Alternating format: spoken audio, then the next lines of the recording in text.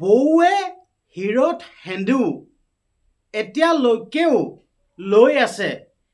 কিয় লৈ আছে, কাৰ কাৰণে লৈ আছে, আপোনালোকে এই ভিডিঅ'টো চালে সকলো কথা গম পাব।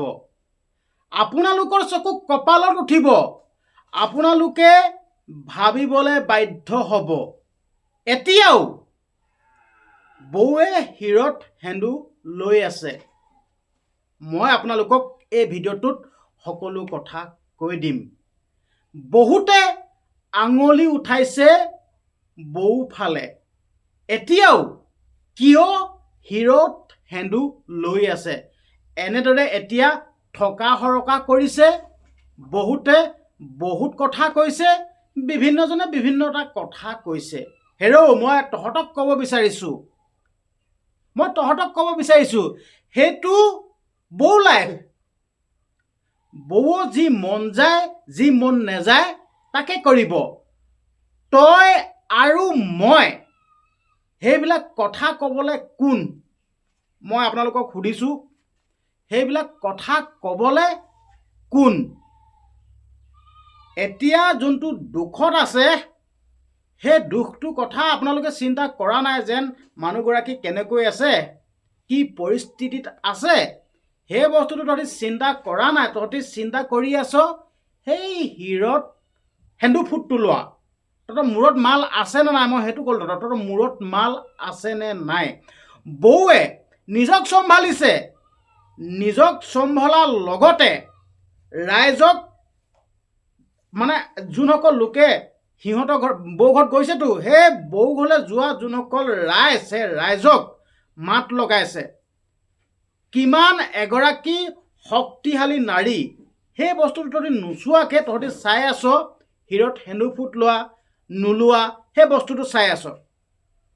তহঁতি এইটো ধন্যবাদ দিব নোৱাৰ হে? যোনসকল ৰাইজ গৈছে প্ৰত্যেককে মাত লগাবলৈ চেষ্টা কৰিছে, প্ৰত্যেককে মাত এষাৰ হ'লেও লগাবলৈ চেষ্টা কৰিছে, নিজক চম্ভালি আছে। আপোনালোকে মুখখন এবাৰ চাবচোন, মুখখন দেখিলে আপোনালোকে গম পাব যিটো দুখত আছে। আৰু বহুতে বহুত কথা কৈ আছে। দাদাৰ মৃত্যু তদন্তৰ কথাও কৈ আছে, যেন এষাৰ মাত মাতিব লাগে, কিয় এতিয়ালৈকে মাত মতা নাই। এই বস্তুটো তই বা মই কৈ দিব নোৱাৰোঁ। তাৰ মাজত কি পলিটিক্স হৈ আছে, তাৰ মাজত কি চিটুৱেশ্যন হৈ আছে, তই মই গম নাপাওঁ। এনেই দেখি থাকিলে আমি গম নাপাওঁ। এইটোৱে ক'লোঁ, তই মই এনেই দেখি থাকিলে গম নাপাওঁ। বৌৱে গম পাব আৰু বৌ পৰিয়ালবৰ্গই গম পাব কি হৈ আছে। আমি এনেই দেখি থাকিলে বৰ ভাল লাগি থাকে, কিন্তু তাৰ মাজত সোমাই থাকিলে, তাৰ মাজত তাত খাৰা হৈ থাকিলেহে বস্তুটো গম পাম। এনেই কৈ থাকিলে নহ'ব। মই ইমানখিনিয়ে ক'লোঁ। আৰু তহঁতি যেন কৈ আছ মানুহজন নথকা অৱস্থাত, মানে নাথাকিলে মানে বগা সাজ পিন্ধিব লাগে, আমুক তামুক হিৰত সেন্দুৰ মোহাই দিব লাগে। ক'ত লিখা আছে? ক'ত লিখা আছে সেইটো সুধিলোঁ। তহঁতি যেন বৰ কৈ আছ, ক'ত লিখা আছে? ক'ৰবাত লিখা আছে নেকি? বৌ মন গৈছে ৰঙীল কাপোৰ পিন্ধিবলৈ, পিন্ধি আছে। নিজৰ মনটো ভাল লাগিব কাৰণে, নিজৰ মনটোক বুজাই ৰাখিবৰ কাৰণে ৰঙীল কাপোৰ পিন্ধি আছে। আৰু বৌৱে ফুটটো লৈ আছে এইটো কাৰণত।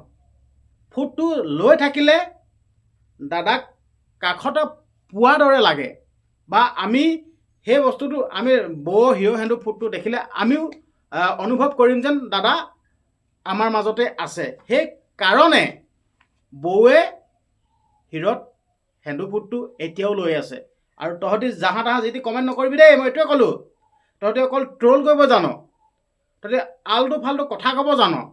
অকণমান ভাবি চিন্তি চাবিচোন বস্তুটো। তহঁতৰ ঘৰত বা তহঁতৰ মানুহটো যদি নোহোৱা হৈ যায়, তহঁতি কি কৰিবি? সেইটোৱে ক'লোঁ, তহঁতি কি কৰিবি? সেইটো কাৰণে তহঁতক কৈ দিছোঁ, উল্টা পুল্টা কমেণ্ট পাছ নকৰিবি। বাকী অসমবাসী ৰাইজক মই এটা কথাই ক'ব বিচাৰিছোঁ, আপোনালোকে আপোনালোকৰ মন্তব্যবিলাক দিয়কচোন। একাংশ লোকে, মই সকলোৱে কৈ আছে বুলি কোৱা নাই দে, একাংশ লোকে বৌক এতিয়া আঙুলি টুৱাই আছে, বিভিন্ন কথা কৈ আছে, সেন্দু ফুট লৈ আছে, ৰঙীল কাপোৰ পিন্ধি আছে, এইখিনি কথা কৈ আছে। মই অসমবাসী ৰাইজক সুধিছোঁ, এই বস্তুটো যি ট্ৰল কৰি আছে, এই বস্তুটো এই সময়ত কৰি থকাটো কিমান গ্ৰহণযোগ্য? আপোনালোকৰ মাজলৈ ভিডিঅ'টো প্ৰেৰণ কৰিলোঁ। আপোনালোকে আপোনালোকৰ মন্তব্যবিলাক কমেণ্ট বক্সত দিব, পাৰিলে ভিডিঅ'টো শ্বেয়াৰ কৰি দিব যাতে আন 10জনে এই ভিডিঅ'টো চাব পাৰে।